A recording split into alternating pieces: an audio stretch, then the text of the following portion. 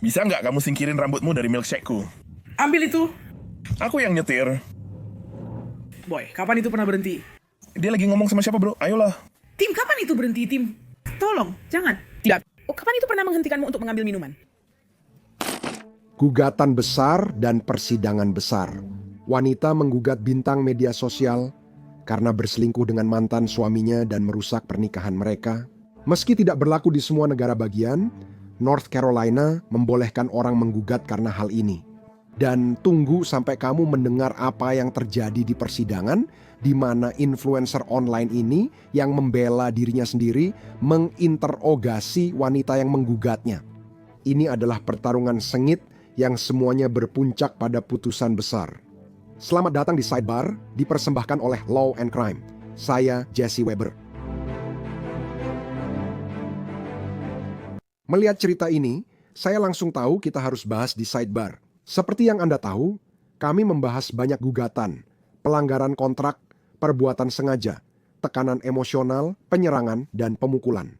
Saya akan bilang, saat ini saya cukup yakin untuk mengatakan, saya rasa kita belum pernah membahas gugatan seperti ini sebelumnya, di mana ada seorang bintang TikTok yang sangat populer sedang digugat oleh seorang wanita yang mengklaim bahwa dia pada dasarnya telah merebut suaminya, dan percaya atau tidak, dalam hukum memang ada gugatan khusus yang bisa diajukan untuk hal seperti ini.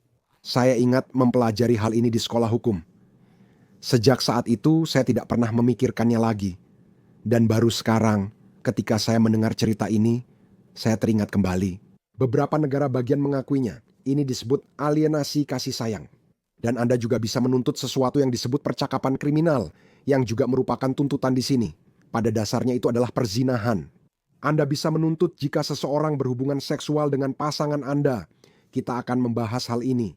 Ini benar-benar ada. Ini benar-benar terjadi di negara bagian Carolina Utara tempat ini terjadi. Jadi, pada bulan Mei 2024, Akira Montague mengajukan gugatan sebesar $3,5 juta terhadap bintang TikTok viral Brené Kennard. Dia punya lebih dari 274.000 pengikut di Instagram, hampir 3 juta di TikTok. Dia membahas kehidupannya, video Get Ready With Me, ulasan produk, pelajaran make up, dan lainnya. Hai TikTok. Jadi aku punya beberapa barang yang aku beli dari TikTok Shop yang mau aku tunjukkan ke kalian. Pertama, tinted moisturizer yang melembabkan ini. Kalau nggak mau pakai foundation, ini cocok untukmu. Pernah punya atau dengar merek ini? Kasih tahu aku. Dan kadang-kadang dia muncul bersama suaminya, Tim. Hai teman-teman. Ada apa, yo? Halo? Kami di sini. Ada apa? Ini Brené. Ini Tim. Dan sekarang, Brené dan Tim mendapati diri mereka berada dalam masalah hukum Akira. Akira menggugat atas sesuatu yang disebut alienasi kasih sayang. Intinya, itu menuduh kamu bertanggung jawab atas berakhirnya pernikahanku. Di North Carolina, salah satu negara bagian yang mengakui hal ini. Kamu harus membuktikan bahwa ada kasih sayang yang nyata, cinta yang nyata antara dua orang dalam sebuah pernikahan. Ada bukti yang jelas bahwa pihak ketiga dengan sengaja ikut campur dalam pernikahan itu. Dan bahwa cinta, pernikahan, kasih sayang itu hancur, artinya cinta itu, tanda kutip, terasingkan. Apakah itu mudah dibuktikan, mudah juga di kasus seperti ini? Kamu tahu kenapa kita membahas ini sekarang? Karena persidangannya baru saja terjadi. Kita sebenarnya baru saja mendapatkan putusan tentang bagaimana semua ini berlangsung. Selain itu, Brené mewakili dirinya sendiri selama persidangan ini. Sebelum membahas persidangan September lalu, saya harus menyebutkan hal ini. Brené didakwa penguntitan cyber setelah Akira melaporkannya, menuduh bintang media sosial itu melecehkannya secara daring. Muncul di beberapa tempat dengan membawa dokumen berisi kutipan. Kennard sering menyebut dan memposting nama saya, serta menjawab pertanyaan tentang kehidupan pribadi dan kasus saya yang sedang berjalan. Dan ada juga tuduhan bahwa Brené melanggar perintah penahanan yang diajukan Akira terhadapnya. Sekarang, Brené dibebaskan saat itu dengan jaminan $2.500. Tapi ketika kita bicara tentang permusuhan, perlu juga dicatat bahwa hanya beberapa hari sebelum Akira mengajukan gugatan terhadap Brené, ada surat perintah penangkapan yang dikeluarkan untuk Akira. Bahwa dia diduga mengancam Brené dengan mengatakan, Aku akan membunuhmu dan aku akan menghajarmu. Dan aku tahu di mana kamu tinggal. Ini menurut surat perintah tersebut. Jadi, dalam kasus pidana itu, jaksa mengizinkan penuntutan terhadap Akira ditunda dengan imbalan masa percobaan selama 12 bulan tanpa pengawasan. Dia wajib ikut kelas manajemen emosi dan dilarang menghubungi Brené. Aku tahu ini buruk. Jadi, izinkan aku menghadirkan pengacara spesialis hukum keluarga dan perceraian. Randy Kessler, terima kasih sudah meluangkan waktu. Pernahkah Anda menangani kasus alienasi kasih sayang? Kasus percakapan kriminal? Maksudku, apakah ini umum? Aku tahu ini hanya ada di beberapa negara bagian. Apakah Anda pernah menangani kasus seperti ini? Kami pernah, ya, tapi hanya di 5 atau 6 negara bagian saja. Saya terutama berpraktik di Georgia, di mana kami tidak memiliki itu. Tapi kami memang memiliki sidang juri di Georgia. Sering kali klien saya datang dan berkata, dia penyebab suami saya pergi. Saya ingin membawanya ke sini. Ya, jadi kita tidak bisa menuntut dia di Georgia dan di sebagian besar negara bagian. Tapi Anda bisa menuntut pasangan Anda dan berkata, dengarkan karena kamu melakukan ini. Dan kamu bisa membawa mereka sebagai saksi. Dan kamu bisa membuat hidup mereka tidak nyaman. Tapi jawaban singkatnya adalah tidak. Hampir tidak ada negara bagian yang memilikinya. 5 atau 6. Karena North Carolina dekat, banyak klien kami bertanya, bagaimana jika saya pindah ke North Carolina? Kamu tidak bisa melakukan itu setelah kejadian, tapi itu sesuatu yang sering kami pikirkan dan bicarakan, dan kami sering sekali mendapat pertanyaan itu. Dan sepengetahuan saya, undang-undang seperti ini berasal dari zaman dulu ketika kamu tahu, pria masih menganggap wanita sebagai milik mereka pada dasarnya. Jadi, ada alasan kenapa kamu tidak melihat hal ini di seluruh negeri. Tapi seberapa sulit klaim-klaim seperti ini untuk dibuktikan. Jadi kalau kamu melihat alienasi dan kasih sayang, kamu harus membuktikan bahwa memang ada kasih sayang yang tulus, bahwa ada campur tangan yang disengaja dari pihak ketiga. Saya kira itu disebut percakapan kriminal. Kamu hanya perlu membuktikan apa? Bahwa memang ada perselingkuhan, bahwa memang ada hubungan seksual yang terjadi selama pernikahan berlangsung. Seberapa sulit membuktikan ini? Apa yang kamu lakukan dan bagaimana caranya? Bukti apa yang biasanya diajukan dalam kasus seperti ini? Banyak bukti sudah ada. Saya akan berhenti sebentar. Kita telah berkembang dari perceraian karena kesalahan yang kamu sebutkan tadi. Kamu tahu undang-undang ini sudah ada sejak lama di mana kamu harus punya alasan untuk bercerai. Kamu harus membuktikan bahwa seseorang berselingkuh. Sekarang di hampir semua negara bagian kamu bisa bercerai hanya karena ingin sehingga sulit untuk berdamai kembali. Saya ingin bercerai dengan menyalahkan pihak lain. Itu menjawab poin pertamamu. Tapi seberapa sulit membuktikan kasus seperti ini? Itu sulit. Kamu menyebutkan 2, kan? Ada alienasi kasih sayang dan percakapan kriminal. Seperti yang saya pahami, percakapan kriminal itu yang kita sebut kasus tanggung jawab mutlak. Jadi, kalau kamu bisa membuktikan itu terjadi, maka ada tanggung jawabnya. Ya, bahkan jika orang yang berselingkuh tidak tahu pasangannya sudah menikah, hal itu sudah menarik. Yang lebih berat, yang sebenarnya mereka jalani di bawah alienasi kasih sayang adalah suami saya meninggalkan saya karena dia membuat suami saya meninggalkan saya. Sulit karena banyak yang bilang suamimu meninggalkanmu karena tidak suka atau pergi dengan orang lain karena hubungan kalian sudah tidak ada. Sangat sulit untuk menyalahkan orang lain seolah-olah pasanganmu bukan peserta yang mau, kan? Tapi itulah yang harus mereka lakukan. Mereka harus membuktikan orang lain tahu soal pernikahan itu, yang masih bisa bertahan dan berpeluang langgeng. Pernikahan tak harus sempurna, cukup ada romantisme. Namun itulah yang memicu perceraian. Dan itu adalah faktor kunci dalam kasus ini yang ingin saya bahas karena ada perbedaan pendapat ketika Anda mendengar apa yang terungkap di persidangan. Jadi pertama-tama, bagaimana semua ini bisa terjadi? Nah, Akira menuduh dalam gugatan bahwa Brené dan tim mulai membuat video media sosial. Konten ini bersama-sama saat dia masih menikah dengan Akira. Seperti video memasak. Dan Akira tidak tahu tentang semua ini atau tidak menyetujui semua ini. Bahkan sampai menuduh bahwa Brené akan mengunggah foto tim dan anak-anak yang dimilikinya bersama Akira. Dan dia mengklaim mereka berselingkuh. Bahwa Brené memamerkan hal ini secara online. Dia mengetahui dugaan perselingkuhan ini dari video yang menunjukkan mereka bersama pada Januari 2024. Tapi ketika Anda pergi ke persidangan, oke, ada berbagai versi di sini tentang hubungan, pernikahan yang menjadi sangat penting dari sudut pandang hukum. Omong-omong, sedikit bocoran persidangan. Kita akan tahu bahwa Brené dan tim pernah pacaran di sekolah menengah atas dan mantan suami Brené bersaksi kalau mereka mencoba balikan pada Desember 2023, bahkan terdengar bermesraan di rumahnya. Januari 2024. Dan gugatan itu juga mengklaim bahwa Akira dan Brené pada suatu waktu pernah berteman, bahwa Brené diduga menggunakan informasi yang dia dapatkan dari Akira tentang Tim, tentang pernikahan mereka, bahwa dia menggunakan itu untuk merayu Tim. Sekarang sebelum saya membahas semua itu, oke Randy, pertama-tama $3,5 juta yang dia tuntut sebagai ganti rugi kompensasi dan hukuman. Dan sekali lagi, kita akan membahas tentang persidangan dan semua yang terjadi di sana, tapi $3,5 juta untuk ganti rugi kompensasi dan hukuman. Apa pendapat Anda tentang angka itu dan bagaimana membuktikannya? Ada sebanyak hal di sana. Ya, dan Anda membuat pikiran saya bekerja. Saya mendengarkan semua yang Anda katakan, Jesse, dan membicarakan. Anda tahu, saya mulai berpikir, Anda tahu, pemerkosaan adalah contoh yang buruk. Pembelaan diri bisa berpersetujuan. Seseorang setuju kepada Anda. Tapi apakah dia tahu? Semua pembelaan ini dipikirkan pengacara saya. Soal angka yang Anda tanyakan, saya tidak tahu asalnya. Para pengacara selalu mempertimbangkan apakah angka itu bisa dikumpulkan. Dan Anda tahu, apakah ada gunanya mengajukan gugatan jika Anda tidak bisa pernah mengumpulkannya?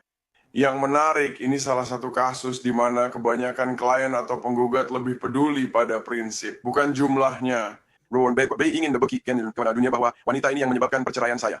Saya bukan istri yang buruk, saya tidak melakukan kesalahan apapun. Itu karena orang luar ini saya rasa angka 3 juta, 3,5 juta, berapapun yang dia tuntut, pasti lebih ke arah itu. Saya ingin dunia tahu betapa buruknya ini, hingga nilainya jutaan dolar. Saya tidak tahu lagi cara menghitungnya, 3,5 juta. Apa hubungan saya seharga 3,5 juta? Mungkin juga 100 juta atau hanya $10.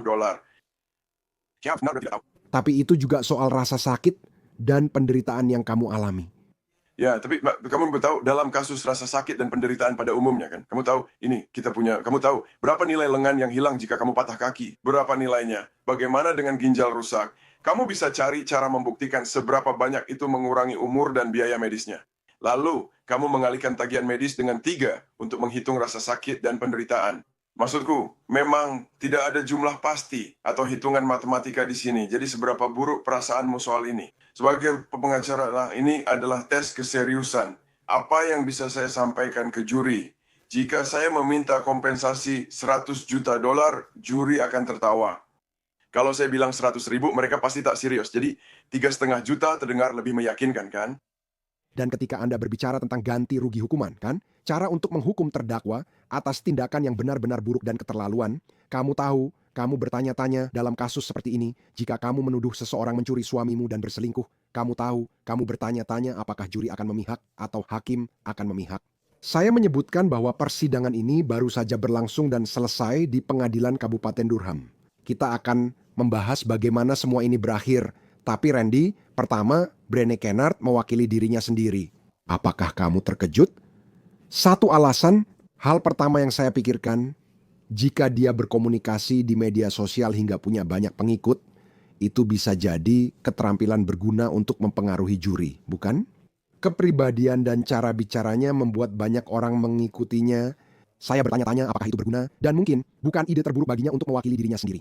Kamu dan aku tahu, lebih baik jika kamu punya pengacara untuk mewakilimu.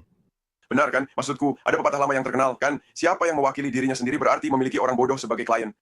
Karena kamu tidak punya objektivitas, kamu juga tidak benar-benar punya kesempatan untuk membaca situasi juri. Dia selalu dapat bersaksi dan pasti akan melakukannya saat pemeriksaan langsung.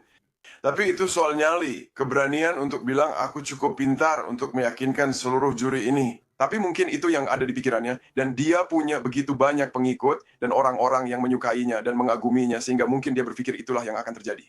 Keterampilan yang jarang dimiliki banyak orang, termasuk pengacara dan juga aku masih pelajari adalah voir dire, kan? Pemilihan juri, karena kamu membahas isi pikiran para juri. Kamu tidak tahu latar belakang masing-masing juri ini, atau bagaimana jika salah satu dari mereka bersimpati pada salah satu pihak. Bagaimana jika mereka adalah pasangan yang pernah diselingkuhi. Atau bagaimana jika mereka adalah selingkuhan yang menghancurkan pernikahan orang lain. Kamu benar-benar harus mencari tahu siapa yang akan memutuskan kasus ini. Itu keterampilan sulit, apalagi bagi non-pengacara. Benar, saya akan bahas putusannya, tapi ada beberapa hal yang ingin saya sebutkan. Sekarang, seperti yang saya sebutkan, untuk membuktikan alienasi kasih sayang, Anda harus menunjukkan bahwa ada cinta yang tulus dan nyata dalam pernikahan tersebut. Jadi Akira naik ke mimbar dan bersaksi bahwa ada cinta antara dia dan Tim. Tim menulis surat cinta setiap hari untuknya, dan mereka memiliki tato yang sama. Bahwa hubungan itu terus berlanjut jauh setelah Tim mengklaim itu berakhir. dengan mereka berdua berhubungan seks secara teratur. Dan dia mengungkapkan kesedihan di persidangan bahwa anak-anaknya kehilangan kedua orang tua mereka dalam seluruh cobaan ini, bahwa anak-anaknya sedang dalam daftar tunggu untuk terapi karena mereka, kutip, sedang mengalami banyak perubahan perilaku. Ibunya bersaksi Akira dan Tim, kutip, tak terpisahkan. Ada pesan yang diajukan di pengadilan saat Tim merencanakan pesta ulang tahun kejutan untuk Akira. Tapi ada sisi Tim juga oke, dan itu benar-benar berbeda. Tim juga dipanggil oleh Brené, omong-omong. Sekali lagi, dia mewakili dirinya sendiri. Dia punya pandangan yang benar-benar berbeda, bahwa mereka berdua lebih seperti, kutip, teman sekamar daripada benar-benar saling jatuh cinta. Bahkan dia bilang, dia tidak pernah jatuh cinta dengan Akira, bahwa dia membelikannya cincin tunangan yang murah, bahwa dia bahkan tidak berlutut saat melamar, bahwa mereka pada dasarnya berada dalam situasi hidup yang aneh, di mana mereka terpaksa menikah agar bisa tinggal di rumah orang tua Tim. Dia bersaksi tidak pernah menulis catatan cinta itu, bahkan mengaku tak ingat kapan mereka pernah berpegangan tangan. Dia juga bersaksi bahwa mereka sering bertengkar sepanjang waktu, bahwa dia memiliki garis waktu yang berbeda tentang kapan hubungan itu berakhir, mengatakan bahwa mereka berpisah pada tahun 2021, tetapi Ibu Akira mengatakan mereka masih berpacaran. Itu poin penting di sini, Randy. Maksud saya, ini mencoba membuktikan apakah benar-benar ada cinta dan kasih sayang dalam pernikahan itu atau tidak. Namun, Anda juga bertanya-tanya, apakah kedua pihak yang bersaksi memiliki bias dalam kesaksiannya? Mungkin dia seharusnya jadi pengacara karena itu strateginya. Anda harus membuktikan pernikahan itu tak layak. Itu bukan pernikahan sebenarnya. Anda tidak merusak apapun karena tak ada yang bisa dirusak. Pernikahan itu bukan pernikahan sejati. Masalah yang dia hadapi adalah ini bukan persidangan pidana, di mana Anda tahu Anda harus mendapatkan persetujuan dari 12 juri. Yang perlu Anda lakukan hanyalah mendapatkan putusan kompromi. Dan terkadang Anda akan mendapatkan beberapa orang yang mengatakan ya, beberapa orang yang mengatakan tidak. Juri bisa saja berkata, saya pikir 3 orang, saya pikir 0, lalu berkompromi di tengah. Hal seperti itu kadang terjadi. Jadi, sekarang ini bagian lain dari cerita yang belum kita sebutkan, oke? Jadi, Brené ternyata tinggal bersama Akira dan Tim sejak Desember 2023, sesuatu yang sebenarnya tidak diinginkan oleh Akira. Dan meskipun Brené mengaku dia tidak tahu bahwa Akira merasa tidak nyaman dengan hal ini, nenek Akira bersaksi bahwa dia sebenarnya pernah menegur Brené, memintanya untuk meninggalkan rumah. Dia mengaku bahwa Brené merespons dengan berkata, Akira, sebaiknya kamu datang jemput nenekmu, karena aku tidak masalah menyentuh wanita tua.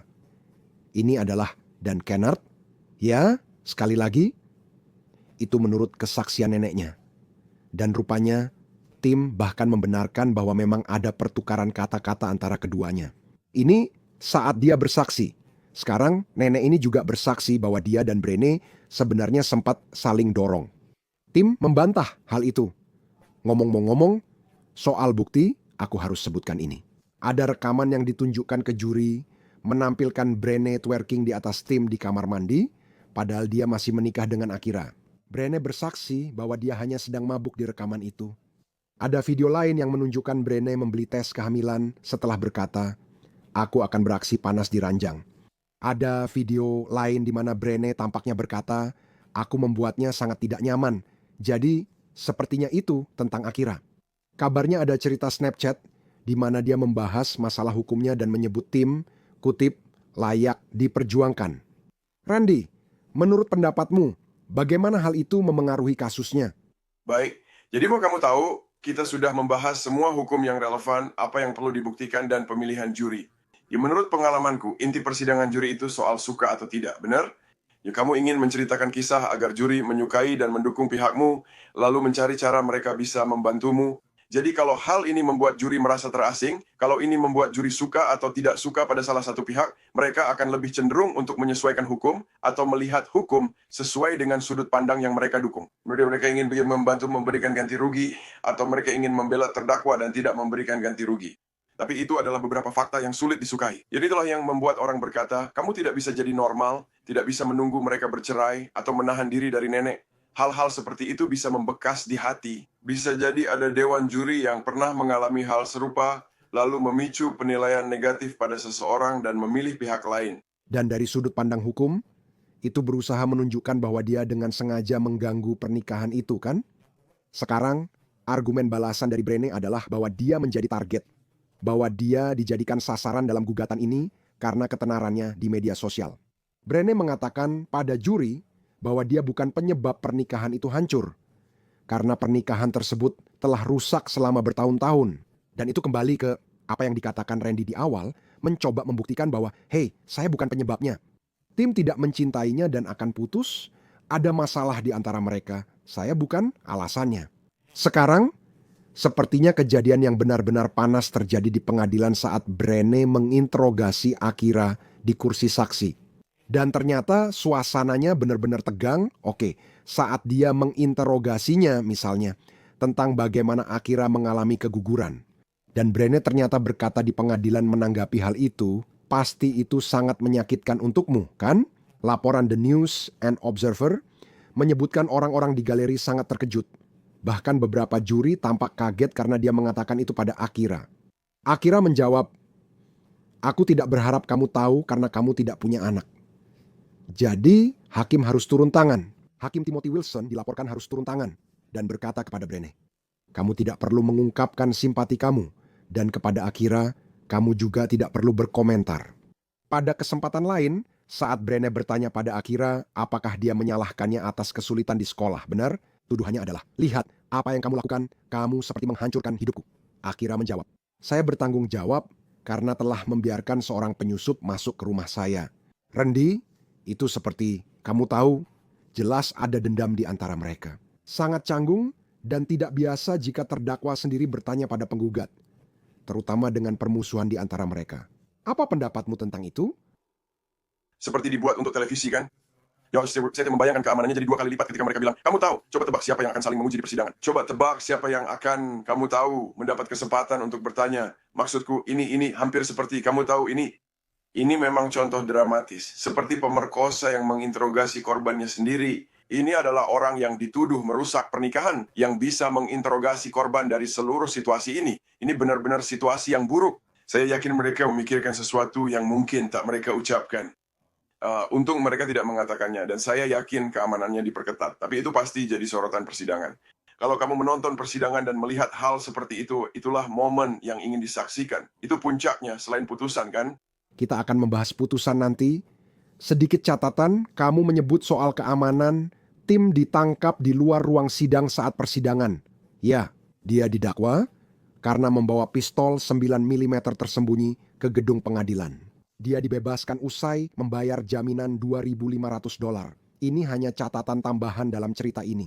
Sekarang mari bahas putusannya. Jadi setelah hampir 2 jam musyawarah, juri kembali dengan putusan. Dan tahu siapa yang mereka dukung? Akira. Mereka menyalahkan Brené atas kerusakan pernikahan ini. Dan ketika sampai pada ganti rugi, menurut The News and Observer, hakim memerintahkan Brené untuk membayar $1,5 juta untuk alienasi kasih sayang dan $250.000 untuk percakapan kriminal. Randy, gugatan itu sebesar $3,5 juta untuk ganti rugi. Meski begitu, itu tetap jumlah yang sangat besar jika kamu pikirkan. Mari kita mulai dengan jumlahnya, lalu izinkan saya bertanya, kenapa menurutmu juri memutuskan Brené bersalah? Mari mulai dengan jumlahnya. Bagaimana menurutmu? Pertama-tama, itu luar biasa kan? Apapun yang nilainya lebih dari $1 juta, ada sesuatu yang terasa ajaib. Kamu tahu, setiap pengacara saat masuk sekolah hukum, kalau bisa keluar dari sekolah hukum dan bilang aku mendapatkan putusan $1 juta, itu sudah kemenangan kan? Dalam hampir semua situasi, kecuali jika itu gugatan class action. Menurut pengalaman saya, hal ini terjadi ketika saya bertanya dan menanyai juri tentang apa yang mereka lakukan. Yang beberapa orang ekstrim berkata, jangan beri apa-apa karena kamu tak layak mendapat imbalan untuk hal ini. Ya, ini soal keluarga, bukan uang. Nah, di sini menurut saya omong-omong saya rasa hakimlah yang menentukan ganti rugi di sini. Ya. Mungkin hakim mempertimbangkan hal itu, apakah benar-benar tidak ada atau ada sesuatu di tengah.